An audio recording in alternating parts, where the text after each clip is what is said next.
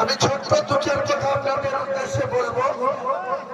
আমি আপনাদের এই উপস্থিতি যেভাবে গোটা রাজ্য থেকে কোথায় উত্তর দিনাজপুর, শিলিগুড়ি, উত্তর 24 পরগনা, দক্ষিণ 24 পরগনা, নদিয়া, মালদা, 2 বর্ধমান, 2 মেদিনীপুর, আমাদের মুর্শিদাবাদ জেলা তো আছে।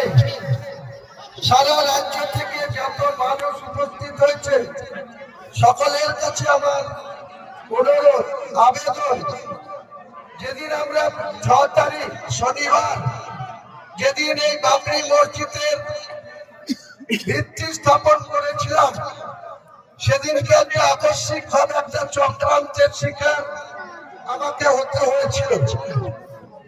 আমি প্রায় 2 মাস আগে থেকে সৌদি আরবের পবিত্র মাটি থেকে ওই মসজিদে নবমী বা মক্কা কাবা শরীফের কোন ইমাম সাহেবকে এখানে আনতে চেয়েছিলাম, কিন্তু কোন মতেই এত অল্প সময়ে তাদের প্রোটোকল আছে, তাদের সৌদি গভর্নমেন্ট তাদের বেতন দেয়, কাজে কোন দেশ থেকে দেশে ইনভাইট করলেও তারা প্রোটোকলের জন্য আটকে যায়। কিন্তু এখানে একজন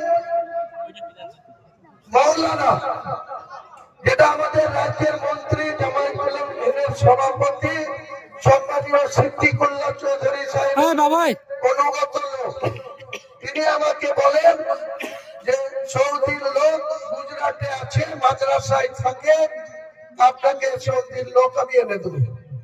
তার যাবতীয় গুজরাট থেকে আনতে ট্রেনের ভাড়া, কলকাতা 5 স্টার হোটেলে রাখার ভাড়া সবকিছু আমি তাকে দিয়েছিলাম।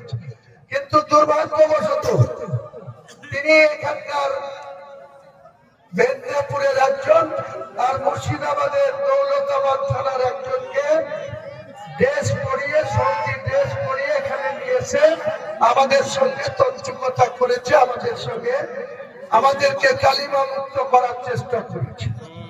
আমি আপনাদেরকে কথা দিচ্ছি, কালকেই আমি সৌদি আরবের বিশিষ্ট আমিরের সঙ্গে কথা বলেছি। ফেব্রুয়ারি মাসে এখানে আমি 1 লাখ লোকের কোরআন তেলাওয়াত করাবো। কোরআন তর্জমা করে বাংলাতে বোঝাবেন 1 লাখ লোক।